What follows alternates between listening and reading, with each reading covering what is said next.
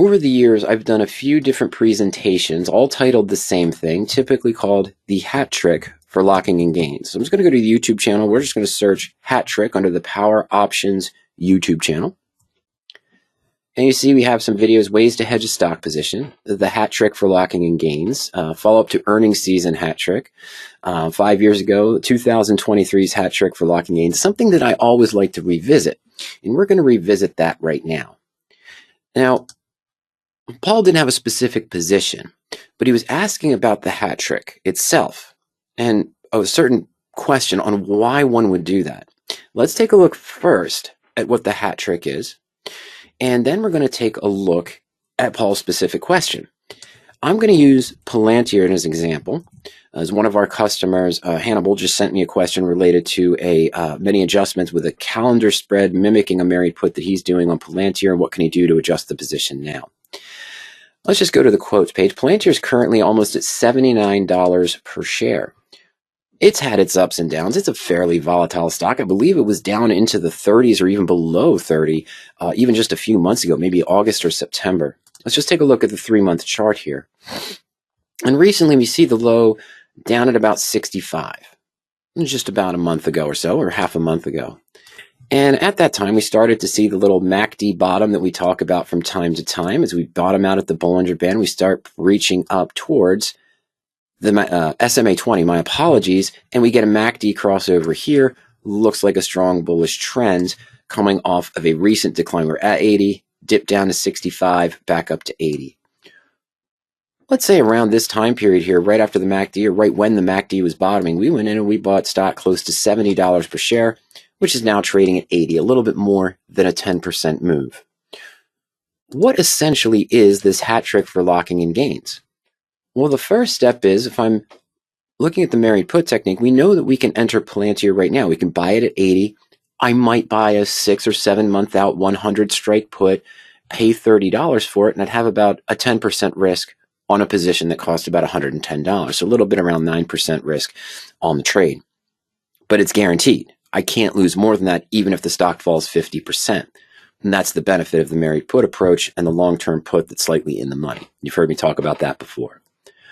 When we talk about the hat trick, we're taking it a step back. Let's say we had the foresight to follow that stock trend on Palantir. We saw the MACD bottom. We saw it start moving up towards the 20-day moving average. We thought now is a good time to buy. We did buy it at $70 per share, and now it's at 80. But what did we also see earlier when we first logged on? We're starting to see some sell warnings here pop up on the market sentiment tool. This will update later today. We'll check that later on in the webinar. But the hat trick, what do I want to do with a position? I want to, A, lock in some of my unrealized gains. I want to profit some of that position. So that's goal number one. I want to lock in some of these gains, protect some of those gains, or maybe even pocket some of that capital. Number two, I want to reward myself for picking the right stock. Yeah, I want to generate some income. I want to bring in some premium. I want to get more, right? I've picked this good stock. I've got a 10-point gain on a $70 position. But, I want some reward from that too. I not only want to lock in the gains, I want to give myself something a little bit extra. And goal number three, well, either way, if I've reached this approach where I want to use the hat trick to lock in gains, or I don't, but I'm still staying in the stock, I'm staying in the stock long term to leave the upside open. So in addition to following the hat trick, goal one, to lock in gains, pocket some of that, give myself a little reward for picking the right stock, and leave the upside open for further gains if the stock continues to move up. All right, I'm going to leave the upside open. Sorry, I know it's hard to draw with this little pen here on the mouse, but that's okay. I need one of those different scroll things where you can write on it and it shows up on the screen. All right, so what is my first step here to apply the hat trick for locking in gains? I go to the insurance tool under married put or under the signature tools. I simply put in my stock symbol, and I'm going to put in my cost per share. And again, we're saying about 5 or 6 days ago, right when we saw the MACD bottom out, we bought stock at around $70 per share. Now, right now, I don't know all of the expiration dates for the puts, but I know I'm going at least following the married put approach. I could do shorter term as well. We'll take a look at both. But right now, I want to go somewhere at least 150 to 200 days out in time. So I'm going to leave the expiration time frame blank for now, and we're not going to involve selling a call yet on the insurance tool. I just want to see what locked-in gains I could have. Now, naturally, the shorter term is giving me the higher locked-in profit. We've got a 12.8% unrealized profit, almost $9. Remember our cost of $70. Theoretically, I'm not in this position. Oh, it's $78.98. I'm sorry, not $10. So it's about $9. My apologies. And we see we have the March put 56 days out at the 100 strike. It's pricey. It's $23.35. Palantir is fairly volatile. But that only links my cost basis up to $93.35. And I bought the 100 put. So we're guaranteed a locked-in profit of $665 or 7.1%. What do I mean by a locked-in profit? My cost basis now is still below the strike price of the put I'm buying. I'm only at $93.35. I'm guaranteed. All right, let me clear that. I was hoping it was going to stay off to the side far enough, but let's erase our 1, 2, 3 there. I'm guaranteed to get back $100 per share on this stock, even if it falls back down to 65, where it was 8 or 10 days ago. Even if it falls back to 55, even if it falls back to 30, where it was 5 or 6 months ago. I bought the right to force someone to buy my shares of stock at 100 for the next 56 days out in time, which guarantees I'm making $665. Now, of course, we must remember something. And that, of course, something is that right now we are sitting on a profit of $898 or 12.8%. If we liquidated right now, that profit of $898 or 12.9, 12.8% is unrealized profit. But we're holding on to it. With this here, as you can see, I can still make that $900 at the halfway point on February 24th. If the stock's trading at $87, $88 per share, it continues to move up. I can still realize that profit and potentially more at the halfway point. But yes, at expiration, 56 days away, I'm going to need the stock to be trading at 102 on the blue line, the expiration profit and loss chart to be near that $900 of profit unrealized I have right now. Okay, so that's the current situation. I could do this, lock in 7.1% guaranteed for the next 2 months, 56 days of the 12.8% unrealized profit I have right now. That's one. That's goal one, achieved. All right, we're just using this as the example. Might not be the put I select, we're just using this as an example.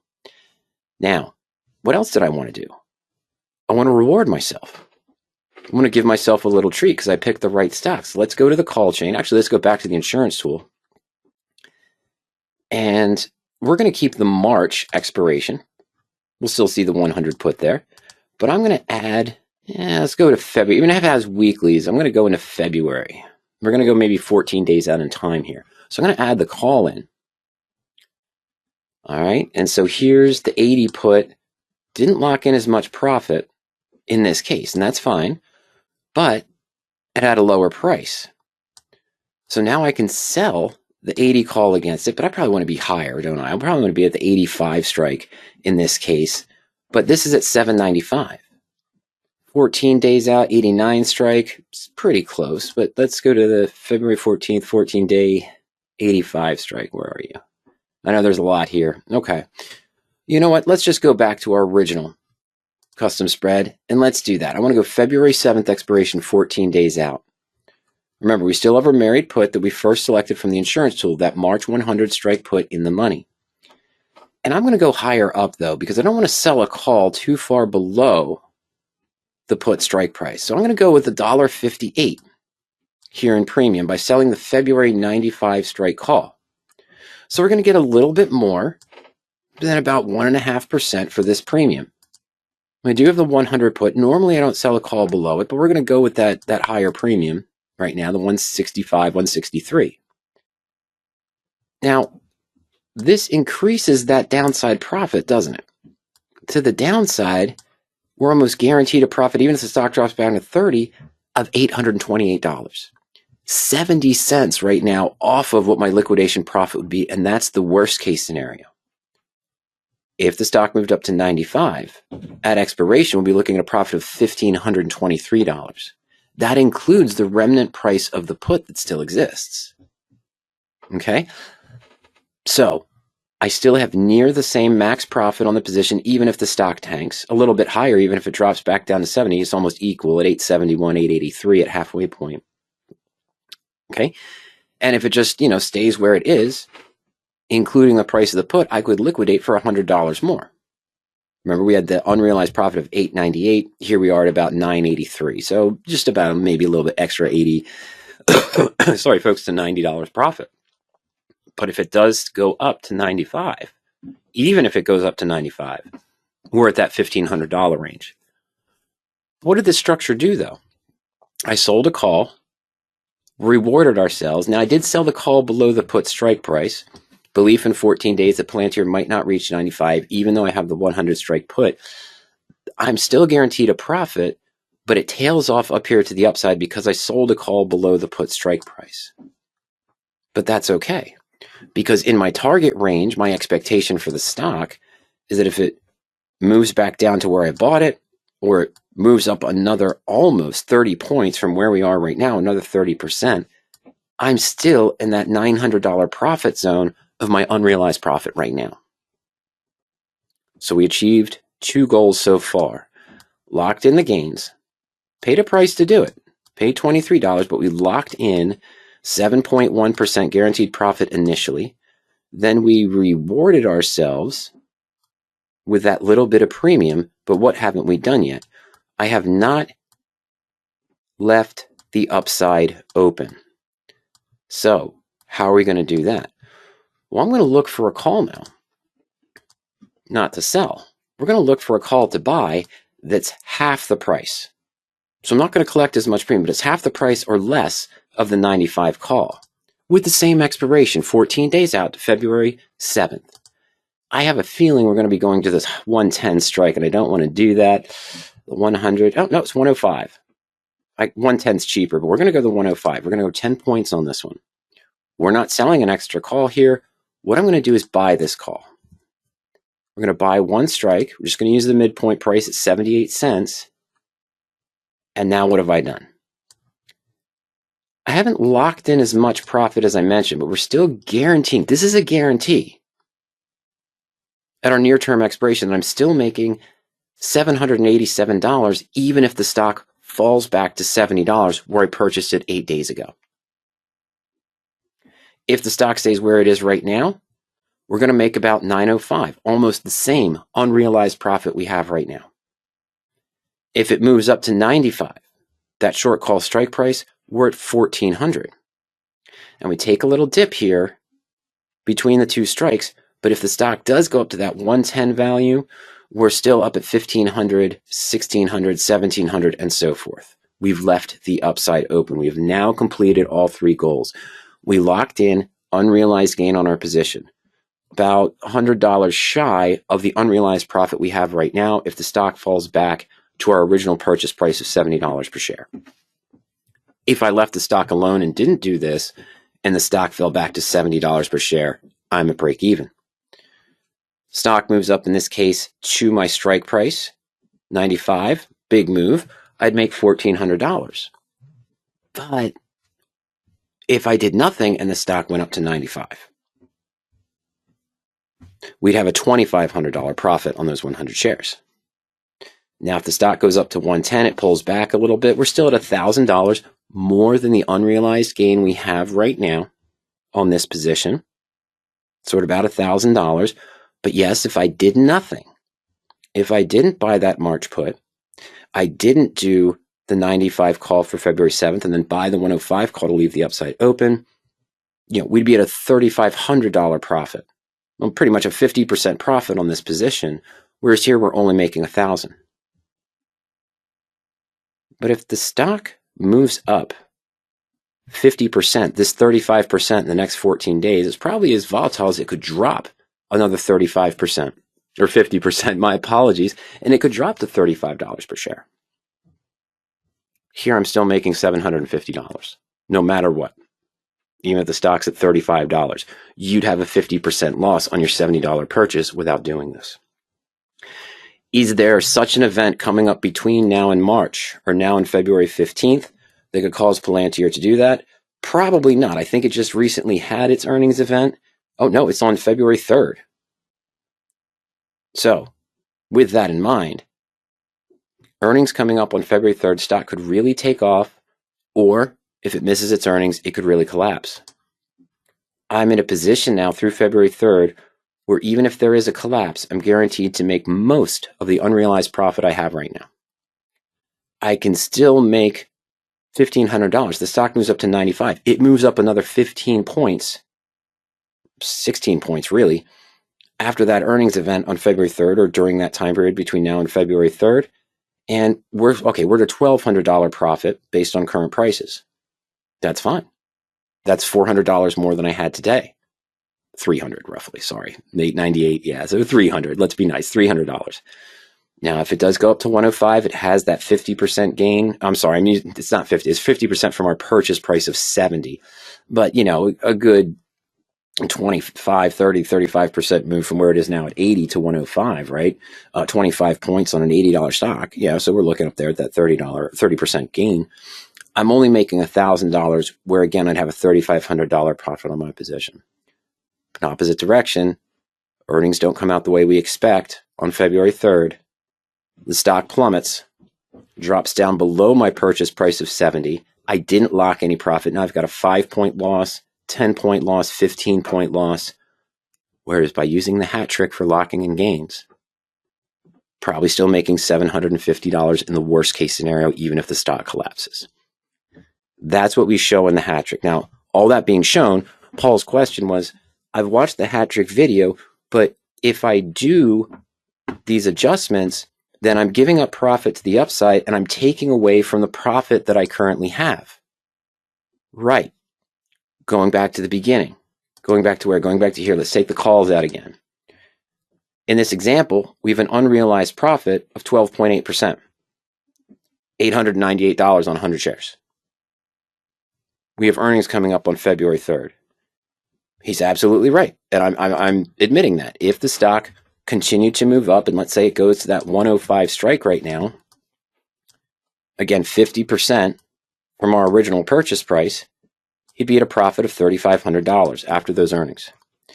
But if the stock fell 50%, even 25%, half of that from where it is now, right? So that would be about $17. That would put the stock back at 62. You'd have an $800 loss on this position without doing anything. Whereas here, we initially guaranteed that locked in profit, we can't make less than 7.1% initially. Goal number one, lock in the gains.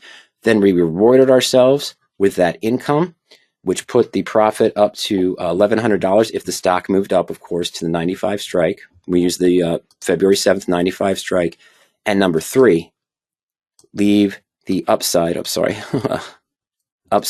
open by buying that higher 105 strike call for half or less of the premium we initially collected, so that we'd still make a decent profit here, $1,500 at 105, not the $3,500.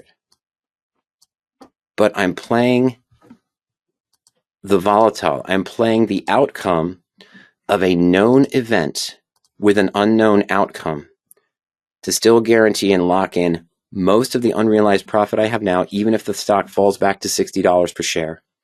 Increase my return a little bit, not as much as if I did nothing, the stock did go to 95 after earnings. That'd be a $2,500 profit. Here we're looking at $1,500. It's a trade-off on the position. I get that. Why not just leave it alone and realize more profit? Because we're heading into a known event with an unknown outcome. And I'd rather make sure I lock in most of this $898 profit I have right now, still give myself a little bit bump, and still leave the upside open in case it's a blowout earnings. Yes, I'm going to make less, but I want to protect the gains that I already have that are unrealized, rather than risk taking a loss on a position where it's a gain now. And a comment comes in, it's like, well, you could do the same thing with a trailing stop. Not at earnings. I mean, Palantir might go up with the rest, up and down with the rest of the market between now and February 3rd, but February 3rd is going to determine what happens.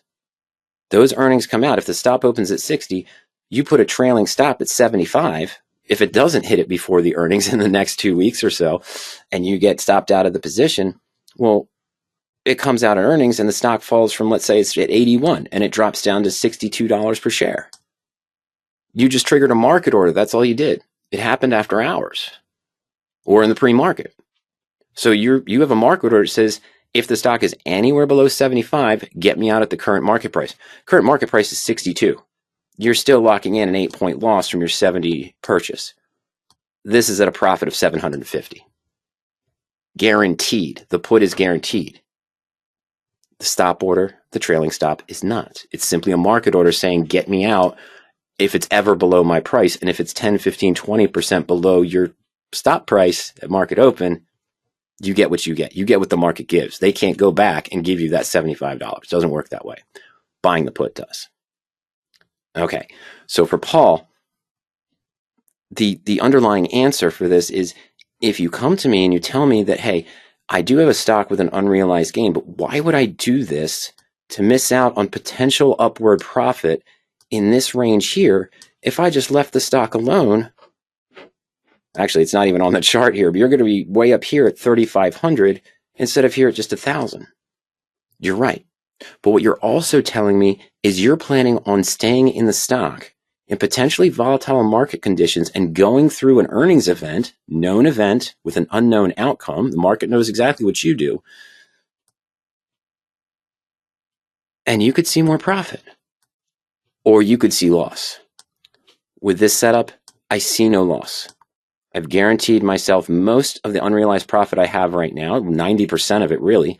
Gave myself a little bit of extra kick here, left my upside open.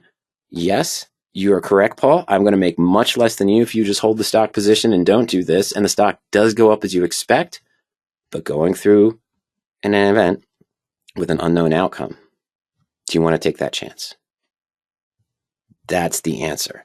And of course, at the same time, Paul, what I am focusing on too is that in this position where I've been in it, theoretical position where I've been in it for 12 days, 10 days, by the time we hit February 3rd, it will be about almost 20 days we've been in the trade, if we assume we've been in it for 6 or 7 days. Does $1,400 against a cost basis of initially $7,000, does that return match my goals for about a 22, 23-day trade? Yes. Does 1,000? Yeah, I think that would still cover it. Does anywhere up here? Yeah, that still covers it. Does this? It's much better than taking a $8, $9, $10 loss on the trade, Paul. So that's why. Is it conservative? Absolutely. Is it a trick you can use to guarantee you're locking in most of your unrealized gains on that stock position? Absolutely. Are you going to give up some profit? Yeah, the market's not free, Paul. I wish it was. But you can't get really something for free. The market knows what we know. That event's coming up. And again, it's a known event with an unknown outcome. I'm trying to lock in my profit as best as possible and still hit my target goals on the trade. And I think we're still doing that with the hat trick for locking in gains. So again, start one, married put, go to the insurance tool. Put in your stock symbol if you're holding a stock with an unrealized gain. We know we're coming through the earnings cycle. Put in your cost basis, and initially, leave the expirations blank. Just run it through and see what's there. See what puts are after your upcoming earnings event for your stock. See what locked in profit matches what you want to see. Then add the call in, or just link to the profit and loss chart as we showed. Here's my step one for the hat trick for locking in gains. Let me just go to view options. Let's add in a little bit of premium, reward ourselves, select the call we'd want to see. And it wouldn't be the 85, it would be closer to my put strike price. So we used the 95, and then we bought the 105, which is about half the price of what we collected, so we could leave the upside open in case of a very large spike in the position. That again is the hat trick for locking in gains. Always important to revisit as we're coming up to an earnings cycle. Again, you can see other information on that on our YouTube channel. Just type in hat trick there on the magnifying glass search bar at PowerOptions, and you'll see some other presentations about the hat trick for locking in gains. But of course, we'll post this one as 2025's first hat trick for locking in gains example. Stock that in the last few days has had a gain in price, has had a significant movement. You know that, looking at the MACD, that's when our inflection point is. Usually our buy point is for that scenario, maybe a little bit later. But yeah, we could have got in right around 70 when the MACD started to bottom. Now here we are at $78, $79 per share. We've got that unrealized 12.8% profit with earnings coming up in February 3rd. roughly, 10 days away. Okay. What did we do? Locked in most of the unrealized profit guaranteed, even if the stock collapses 10, 15, 20, even 50%. Rewarded ourselves a little bit of premium. We're going to make less than if we just held the stock. Yes. But we're still making more than the unrealized profit we have right now. The question is, why would I do this if I'm taking away from the upside profit? Well, you're telling me that you're staying in the position or planning to stay in the position anyway. We're giving you a way to lock in most of the profit, reward yourself, and leave the upside open in case it really exceeds your expectations. Yes, you'd be making less. I understand that. But you can't lose. And what do they always say in the market? What's the secret to winning? Don't lose. What's the secret to making money? Don't lose. The hat trick for locking in gains.